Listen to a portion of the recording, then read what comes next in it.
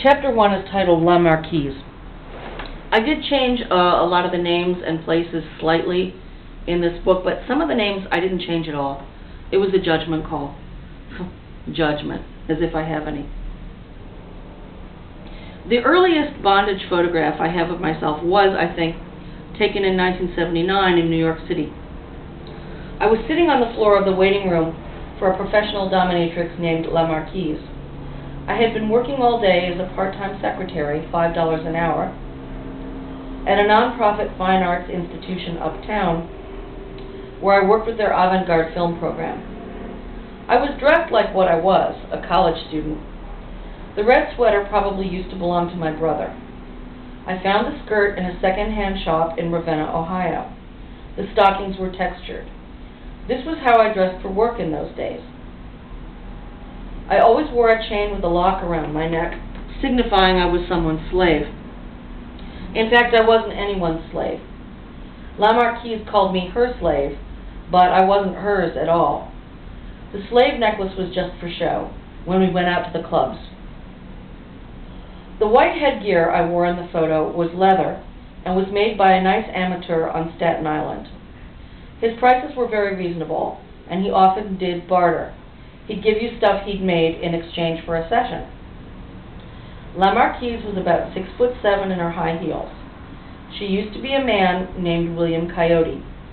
She had been married and had been an Army pilot. She was good with computers. She was the first transsexual I'd ever known. I often asked to see her genitals up close, though then La Marquise would often grab the hair of my head and shove my face into her crotch, and I was made to lick her artificial cunt, and to touch her silicone breasts. Her pretty blonde hair was curly and fell to her shoulders. She had a deep voice like a man, and had chosen not to have her vocal cords cut to give her a more feminine voice. Penis torture was her specialty. If I can't do it right, who can? She'd tell her clients. She was good at it, and had no fear of surgical needles and piercing. She'd cuddle and comfort her frightened slaves. Then she'd wipe up the blood, turn to me and say, "I'm hungry. Let's go to Little Italy and tie on the feed bag." We'd close up shop, and she'd switch from one leather catsuit to another. She walked it the way she talked it. Though she liked straight female clothes, she usually dressed as a dominatrix all the time. She drove a little TR3. It didn't run very well, but she'd just toss back her head and laugh, and throw the car into gear, and we'd roar down Fifth Avenue, wire-spoke wheels flashing. In Little Italy, I practiced my Italian on the waiters, and she often made me wear my white leather cuffs or even metal handcuffs while I ate. I did so calmly. People did stare, but New York in the late 1970s was full of that kind of thing. No big deal. None of the waiters ever asked, "Why is your date in partial bondage?"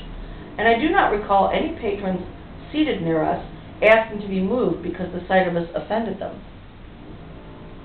She taught me to slurp up plates of raw clams, the cherry stones, the big ones, with lots of lemon on them to kill hepatitis. Her wine of choice was Corvo. I could eat 24 clams in one sitting.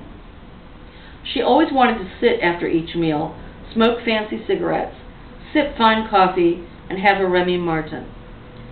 "Let's go," I always said. I wanted to push on to make another scene. "You're the let's go girl," she'd say. "Do you love me?"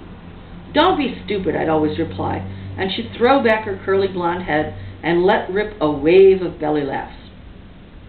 She taught me to dress outrageously and to be open about my kinkiness. She'd flirt with both men and women in public. She loved Wo Hop in Chinatown. I preferred Lynn's Garden, less good perhaps, but never closed. We ate broiled stray cats and held hands, mine usually cuffed. I wanted to get to the S&M clubs. We used to go to a small place on 19th Street a lot. A very famous Polish writer was sometimes there, or one of those actresses who hung out with Halston. Being kinky and maybe bi was very trendy in New York in the late 70s. Hard drugs never interested me. I liked to smoke pot. I loved a good meal, I was always hungry, and loved nice wines. Champagne had become my drink of choice. I watched the elegant whores and copied something they did. I learned to order a bottle of champagne, very cold, have it opened, and just drink it straight from the bottle, no glass. I think I was 22. La Marquise ran her dungeon sloppily. She'd pay for her ads in Screw late. She was often between phone girls, so I'd answer the phone for her. A lot of the calls were from phone freaks, but often a real client appeared for an appointment, and she'd ask him to put his tribute on a silver tray with a lid, and then she'd lead him into her large dungeon in the center of her loft in Gramercy Park. I think she charged around $100 for a session. She built all her own suspension equipment and was quite expert at whipping carefully to cause great pain but leave no lasting marks. She'd lovingly rub Oriental analgesic ointment on a wounded slave penis, then watch his face contort as the heat of the ointment kicked in. Though essentially healing in nature, it burned like fire. La Marquise grew lazy, so hired a real phone girl named Cherry and 2 other dominatrixes named Annie and Blue, real outlaw women. One of them, Annie, who hailed from East Lansing, had bad teeth and showed me how she could soak a disoxin in distilled water, let it sit a day, then inject the juice with a needle directly into her veins. Her skin was a very delicate white, and she was a little on the fat side. I waited to see scars and track marks appear on her plump body, but she always seemed to look sleek and well-fed, although her teeth detracted from her looks if she forgot herself and smiled broadly. Otherwise, she looked okay. The reddish hair and David Bowie haircut were a little dated, but overall, I couldn't point at her and say she looked like the played-out intravenous drug user she was. I knew a lot of hardcore addicts who looked great for many years. Some of them are still alive, and a few of them still look terrific. Go figure. The phone girl named Cherry needed lots of phone time to talk to her kids in New Jersey. La Marquise never had the heart to charge her for the phone calls. A typical conversation with her kids went like this.